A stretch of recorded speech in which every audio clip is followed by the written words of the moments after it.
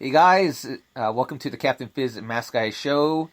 I am pretty much going to be sucking on cough candies all episode long, so God help us all. Tonight, we'll be talking about WrestleMania, about The Undertaker, and about stupid monkeys. So sit back, relax, and enjoy the music.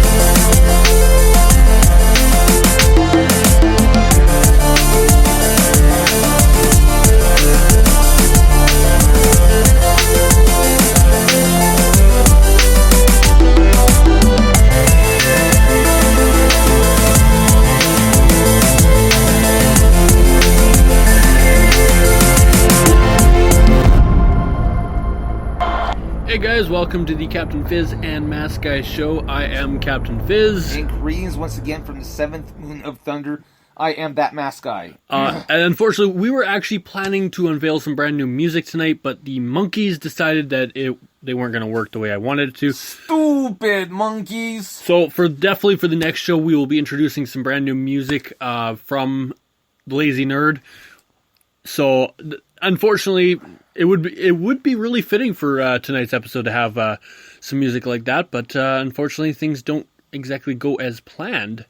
So it is what it is. It is what it is, and that's all that it is. So, of course, the big thing we will be talking about is WrestleMania and, what came of it. I didn't actually watch WrestleMania myself, but I'm not even sure I formally invited you to come watch it with me. I think I saw on Facebook that you were inviting people over for it, I believe, but no one went off and came to watch it with me. I ended up watching it with my father.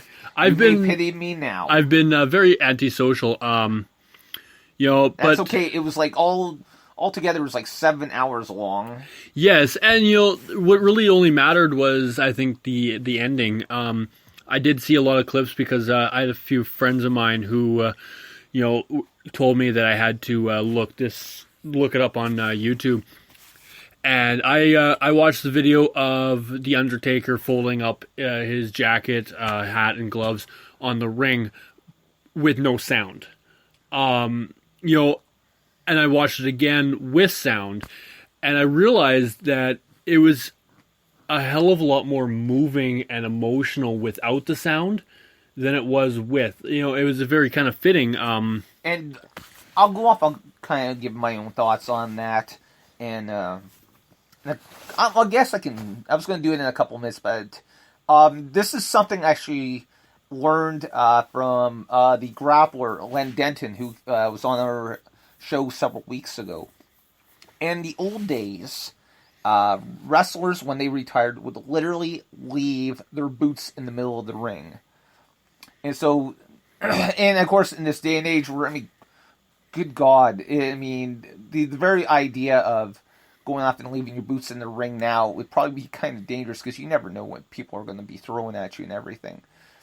But, it's very appropriate that a man who has considered himself to be extremely old school in the way he treated the business. When he has been this version of The Undertaker, the dead man, he has been completely in character at all times. He doesn't go off, he doesn't talk out of character, although he's been doing it a little bit more in recent months. But for the most part, he remains in character, he doesn't talk out of character. When they've done a lot of videos where they're talking about The Undertaker, you see other people talking about him. You rarely ever see him talking about himself.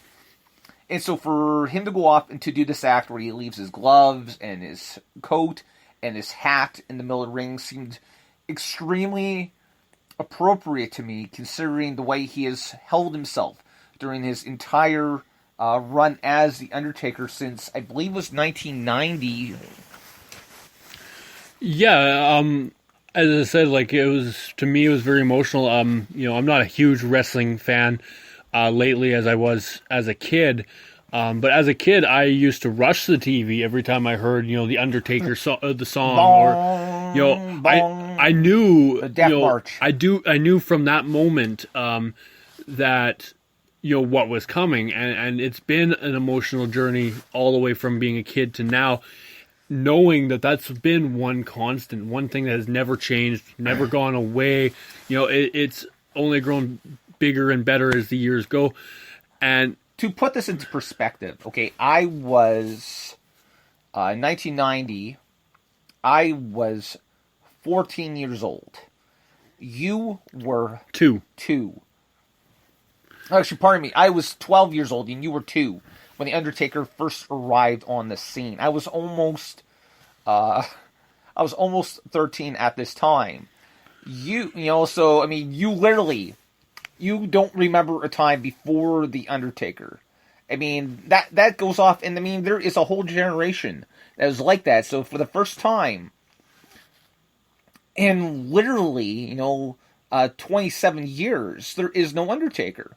And I don't want to talk too much about Monday Night Raw. I personally didn't watch Monday Night Raw for a couple of reasons. But, I mean, this was the fact that there is no Undertaker. I mean, I've gone used to the fact that we only get to see the Undertaker maybe, for one big show a year. And, I mean, he's kind of been like that for years, but, I mean, sometimes we would see him, more than that throughout the year. He's actually, in last couple of years, has made an effort to participate more than he has in years before, in previous years. And so, I mean, again, I can't believe that. I mean, he's hung up the boots. I mean, the dude's 52 years old. But I mean, to me, it was ginormous. And I'm going to go down the rabbit hole a little bit here because there was trying to remember, some newspaper went up and posted a article about Roman Reigns' reaction to beating The Undertaker. And whoever went up and wrote up the article obviously had no idea what they were talking about, because they said that The Undertaker's career had lasted 17 years. And I can guarantee you, Undertaker had been wrestling for over 30 years, because he had been wrestling down in Texas for the Von Erichs World Class Wrestling. He had worked in WCW as Mean Mark Callis before he ever came to WWE. And so this is, I mean, in just the number of tributes, and when Ric Flair refers to you as the greatest of all time, you know that, that's a pretty huge, compliment, and that how much of an icon The Undertaker is. I went off in last night on Facebook. I even went off and I posted, the fact that here is a guy who exemplified everything that it meant to be a professional wrestler. I'm not going to be able to say it exactly the same way that I did. And he personified what WrestleMania was. I think I don't think anyone's going to disagree with me when I say that he was the real Mr. WrestleMania. Not Shawn Michaels, not anyone else. It was truly The Undertaker. This is a guy who over the span of 40 years went 22-0 at WrestleMania, an unheard of a record that shall never be repeated. And I mean, all in all, he's 24-2, if I'm correct, all together. I mean, so that in itself is. Wouldn't he be 22-4 or 22-2? He's won. He actually, after he lost the matchup to Brock Lesnar, he went on to beat Bray Wyatt the next year, and then Shane McMahon last year. Right, yes. So, and I mean, on top of that, I mean, here's a guy who won the Royal Rumble. He is a multiple-time world champion and has won up and main evented multiple WrestleManias over the years. And I don't know if I've ever stated this on air, but when people ask me what makes you an automatic candidate to be in the WWE Hall of Fame, you have got to win the Royal Rumble, you've got to win the world title, and you've got to main event WrestleMania. Those are my three things. And Undertaker has more than passed all three of those. Yes. And Ween was actually pointing out that before Brock Lesnar, Undertaker was actually 21-0. So in that sense, he's actually 23-2. 23. Thank you, Weem. Yeah, you're right, because he's wrestled 25 times at WrestleMania, and he had been with WWE for 27 years. This was his 27 years. I mean, since 1990. It still kind of blows my mind away. Sadly, I actually fell asleep during the main event and woke up at the very end of it, see, Roman beating him and everything. It was just...